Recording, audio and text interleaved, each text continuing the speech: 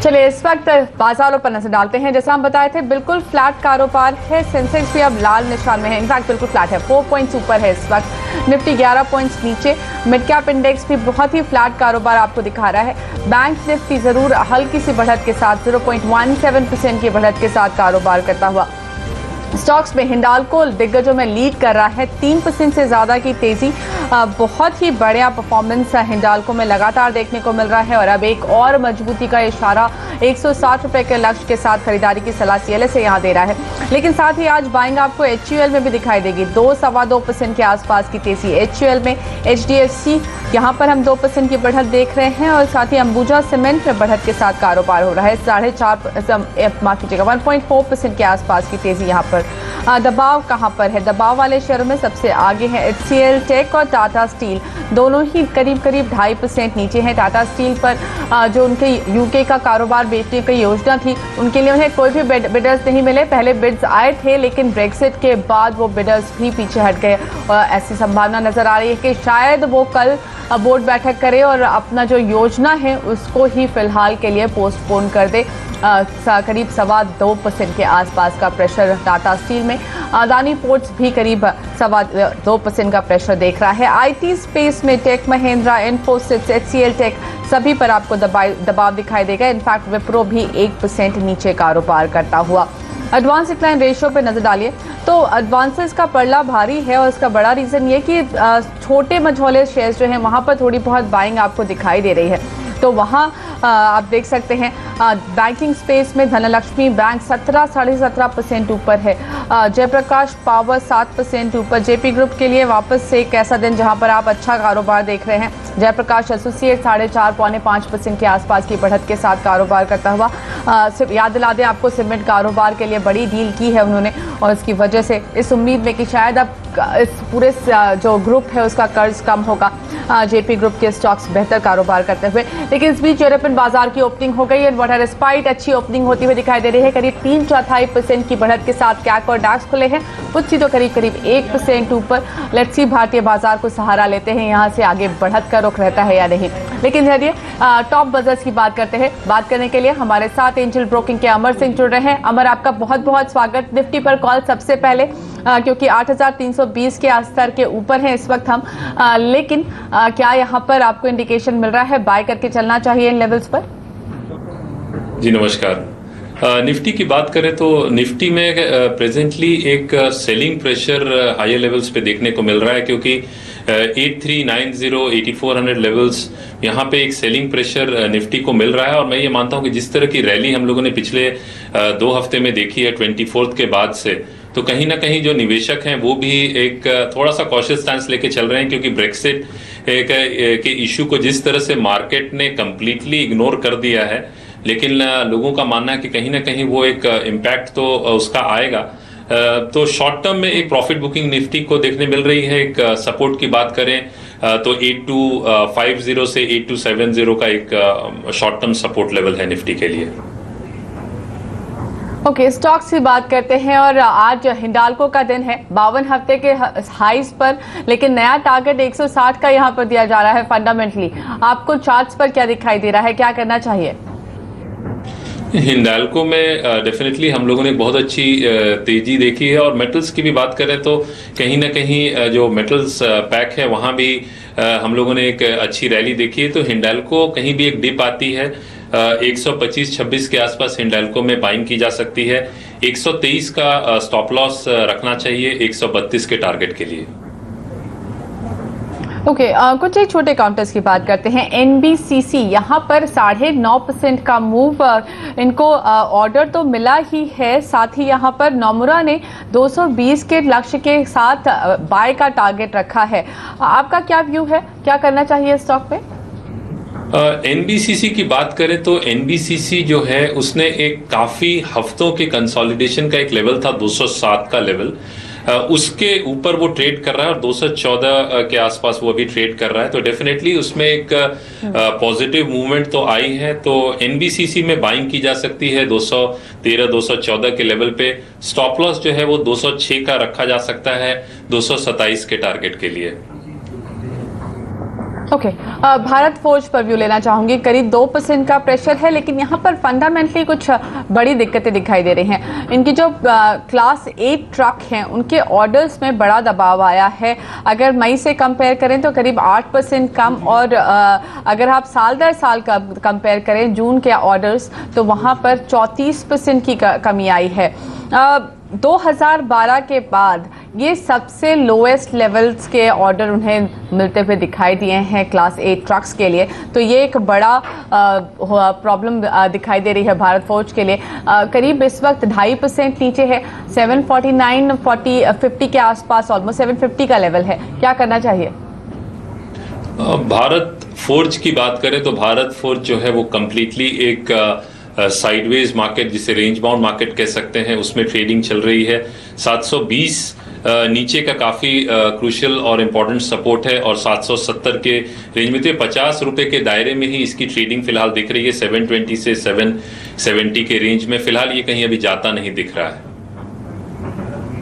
Okay, जैसा हम उम्मीद कर रहे थे, यूरोपियन बाजार खुलने के बाद भारतीय बाजार इस वक्त हरे निशान में कारोबार करते हुए मिड कैप, निफ्टी, सेंसेक्स सब ग्रीन में आ चुके हैं। निफ्टी इस वक्त करीब 2 पॉइंट्स ऊपर, 1.65 पॉइंट्स ऊपर ट्रेड करता हुआ। मिड कैप्स भी अपनी बढ़त अब बढ़त में आ चुके हैं। 12 पॉइंट्स की बढ़त के साथ मिड कैप इंडेक्स ट्रेड कर रहा है। चलिए नेक्स्ट काउंटर जहां पर हम आज अच्छा मूव देख रहे हैं, ITD सीमेंटेशन, यहाँ पर भी ऑर्डर मिला है, और उसका ही एक नतीजा है कि 4.5% के आसपास के क्या ऑर्डर यहाँ पर मिल रहा है। 5.5%, 4.5% के आसपास का मूव देखने को मिला है। 2830 करोड़ का बड़ा ऑर्डर है। टाटा प्रोजेक्ट्स के साथ JV को ये ऑर्डर मिला है, जो कि मुंबई मेट्रो का जो 3rd फेज है उसके लिए ये ऑर्डर मिला है। क्या करना चाहिए हमारी इस स्टॉक में?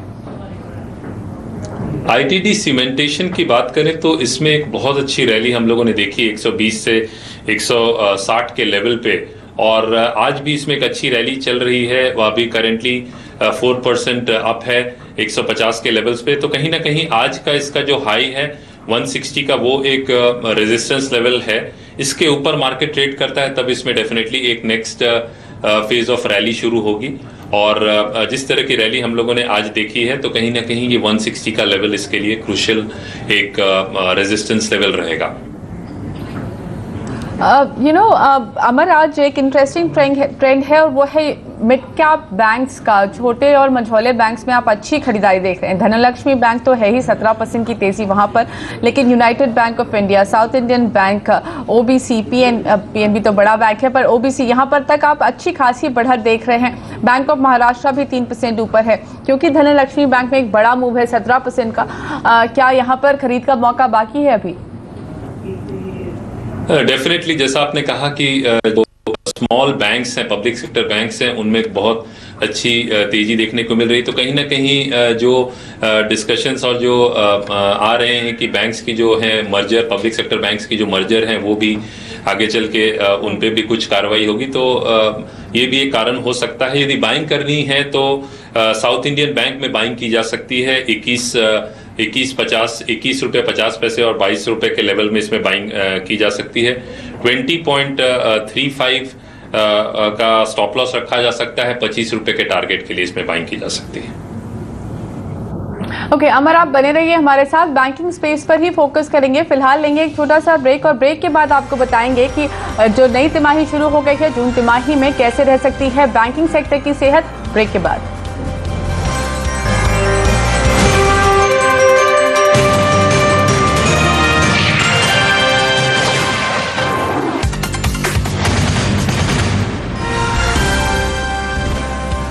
अगले हफ्ते से नतीजों का सीजन शुरू होने वाला है, और बैंकिंग सेक्टर के लिए कैसी रह सकती है जून तिमाही, बताने के लिए हमारे साथ जुड़ रही हैं रिसर्च एनालिस्ट पूजा त्रिपाठी।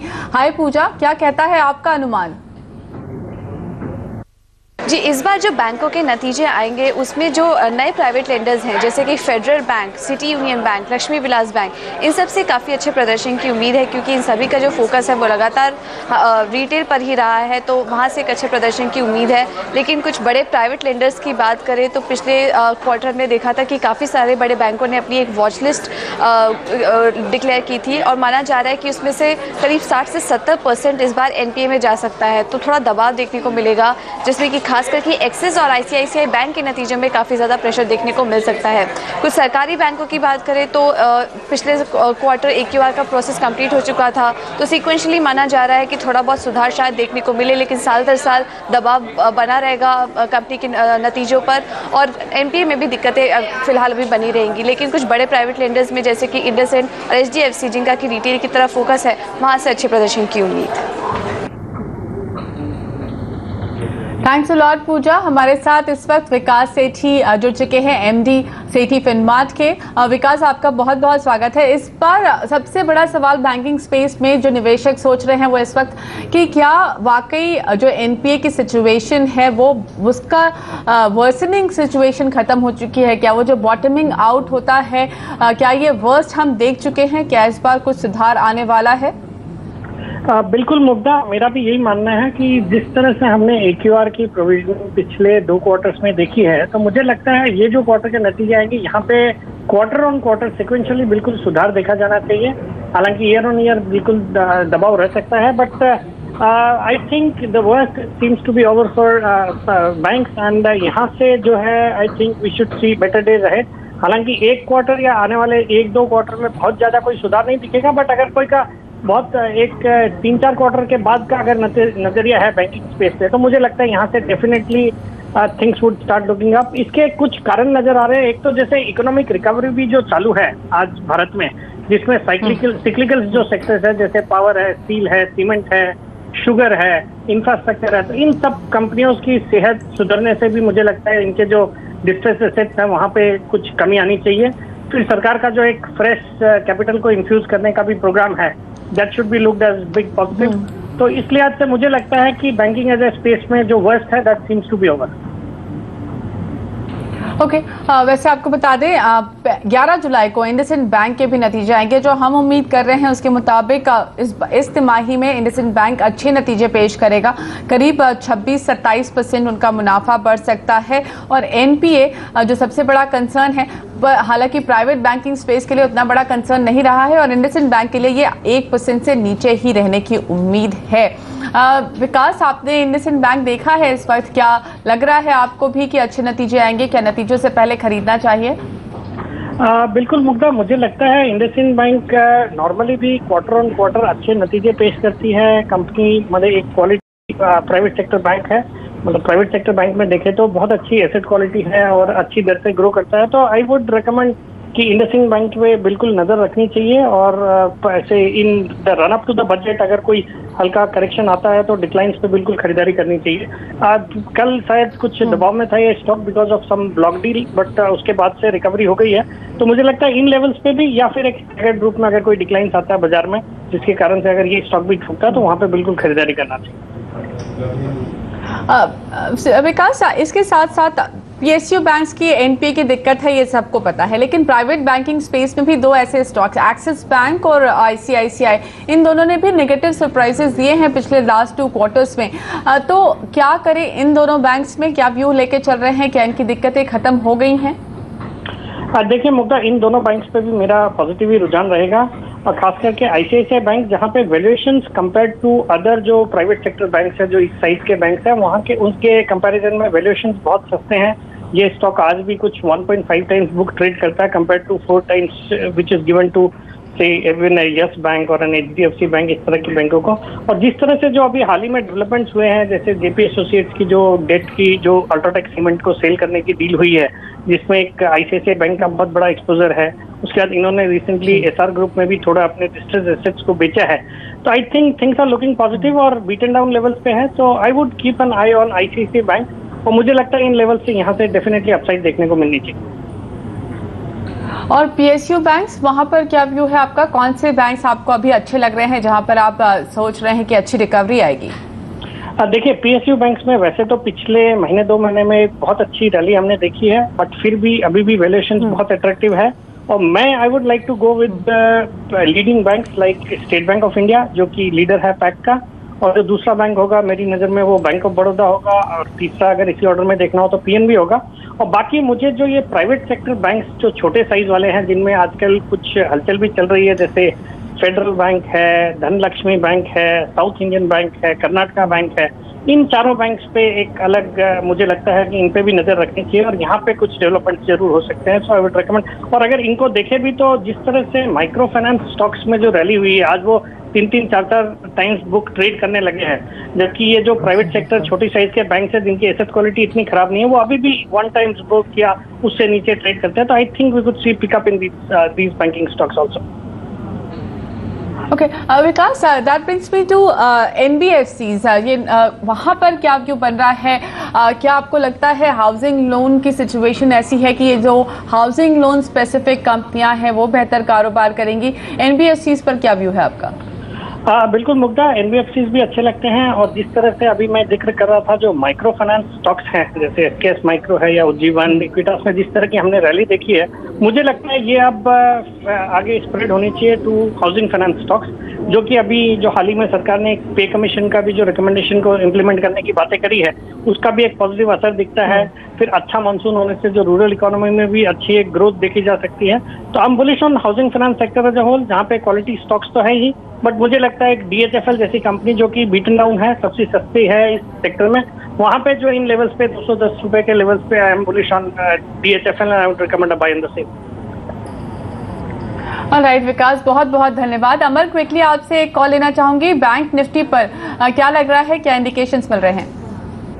बैंक निफ्टी की बात करें तो बैंक निफ्टी में अभी हम लोगों ने एक आज की बात करें तो इसमें एक 80 पॉइंट्स की तेजी देखने को मिल रही है और कहीं ना कहीं on the higher side 18,200 levels के आसपास एक रेजिस्टेंस बैंक निफ्टी को मिल रहा है। और सपोर्ट की बात करें तो 17,900 950 का एक इमीडिएट सपोर्ट एक बैंक निफ्टी का है। तो कहीं ना कहीं एक रेंज में ट्रेड कर रहा है। और जैसा मैंने पहले कहा कि निफ्टी में हम लोगों ने एक जो प्रेशर देखा है, उस हिसाब से बैंक निफ्टी जो है, क्योंकि पब्लिक सेक्टर बैंक्स की बात करें तो उनमें लगातार जो तेजी है वो काफी सपोर्ट कर रहा है बैंक निफ्टी को। तो फिलहाल ये रेंज में 18,200 ऑन द अपसाइड और 17,950 ऑन द डाउनसाइड में बैंक निफ्टी की ट्रेडिंग देख रहा हूँ। ऑलराइट अमर, आपका भी बहुत बहुत धन्यवाद समय निकालने के लिए। यहाँ पर लेंगे एक छोटा सा ब्रेक और ब्रेक के बाद लेकर आएंगे ITL का अपडेट। बने रहिए।